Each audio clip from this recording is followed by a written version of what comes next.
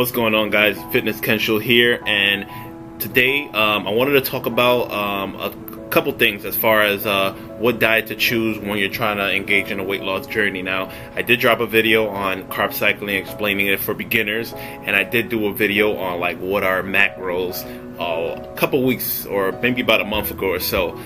Links of those two videos will be in the description below. But one of the questions that I got when I dropped the actual carb cycling video was which one should I choose? And it all depends on where you're at and what's your preference. So I'll talk about the pros and cons. So when you're following specific macros, you got a specific amount of protein that you need to hit, specific amount of carbs, a specific amount of fat that you have to hit, and you want to get to as closely as possible so those close macronutrients, but still stay close, or like not go above your calorie intake but stay below as well. Now when you have carb cycling, now obviously if you enjoy, there's some foods that obviously are higher in fat, there's some foods that are carbs. So if you enjoy there's some foods that you enjoy as far as like eating almonds or eating a lot more peanut butter or avocados, then carb cycling will be good for you, because at that point you will be able to enjoy so much more food.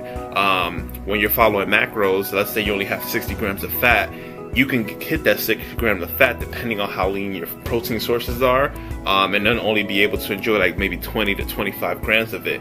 But when you're doing carb cycling, you can enjoy a little bit more fat.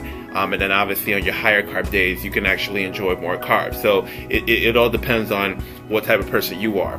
Me personally, I enjoyed macros, but I felt like I was so limited as far as what I could eat, and I couldn't eat a lot of things that had, most foods have different profiles as far as they have a little bit of protein, a little bit of fat, and maybe a lot more carbs. They all add up eventually in your daily intake. So with carb cycling, it gave me more of options as far as enjoying different foods that fall into that category. So I enjoy eating almonds, I enjoy eating avocados, and then on the higher carb days, I enjoy eating a lot more rice. So that's the pros and cons with actually doing carb cycling. One benefit that I would say when doing carb cycling is that your cheat meals are freaking epic, especially if you go long days without eating carbs. Like for example, when I was doing, if you did watch the video, I said that towards the last week of my cut, I did a 5-day low carb day, and then I did a high carb day on Saturday, and then obviously Sunday was my reward day.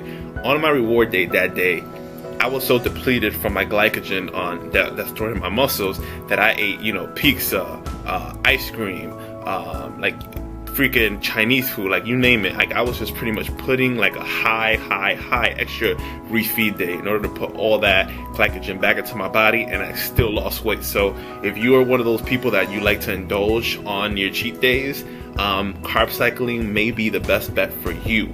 As far as how the weight is lost, macros is a little bit slower. The progress is definitely going to be slower, depending on how low you drop your calories. So with carb cycling, obviously the water weight from the muscles that you're actually eating the carbs from, because obviously carbs turn into glycogen, and that's what's stored into our muscles, so it makes us look fuller. So the fact that we're neglecting the carbs on certain days and then refilling them on other days, that's going to help you lose weight that much more quicker compared to following macros and eating a certain amount of carbs. Now, another pro and con between macros and carb cycling is that when you're actually following macros, you do have a potential of plateauing. And typically, like I usually monitor my clients that I train online. If I see, or myself when I was actually doing my cut, if I see like maybe half a pound to like 1 pound, that's kind of like, okay, I have to plan a plateau in the future, the following week. So usually those are my key points as far as what I look for when I'm actually either training a client online or in person, or if I'm actually doing the cut myself. Just to give you a good example, when I first started with macros, I was at 2,800 calories, dropping weight like crazy. I think I dropped like maybe 3 pounds in the first week, then about 2.5, 2 pounds, and then it slowly started to stall. I think I was at 2,800 for the first 4 weeks with no problem.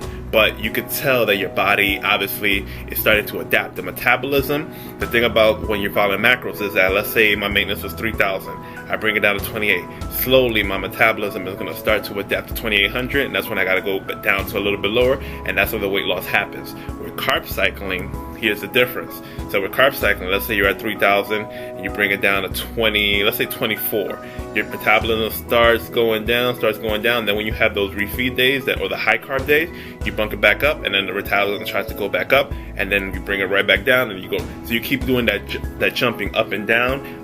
And the reason why you don't gain that much body fat is because obviously the calories it's not that big of a jump, and you're not doing it every day. It's not like you're making your metabolism jump up and down all the time. You're only doing it on certain days when you actually need to, either just to make it that you're feeling good, or just to make sure that your body feels like your workouts suck, and you just feel like you can't even get a pump and you can't even think straight.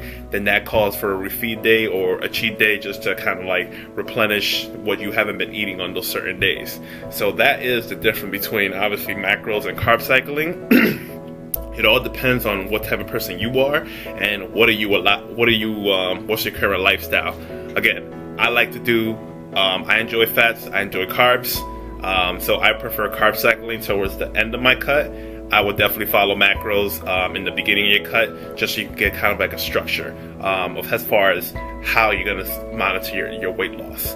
But either diet is definitely proven to actually accelerate your weight loss, so it all depends, again, picking the right amount of calories if you're doing macros, and picking the correct split when you're doing carb cycling, to give yourself enough time to actually burn body fat before you actually put the carbs back in your body. So I hope this video helped a lot of you guys clarify which one is better, which one is one that you should do for your current weight loss program. Again, there's so many ways that you can actually adjust it or structure it. It all depends on the individual. So if you did like this video, please be sure to give it a big thumbs up. More videos to come in the future, and I will see you guys in the next one. Take care, guys. Put my starting point right here. I posted this on my Instagram account, but 235 right here. And I recently just got to about 207, 208, and this is the final product right here. Now, I have slowly been putting the carbs back in my diet because as most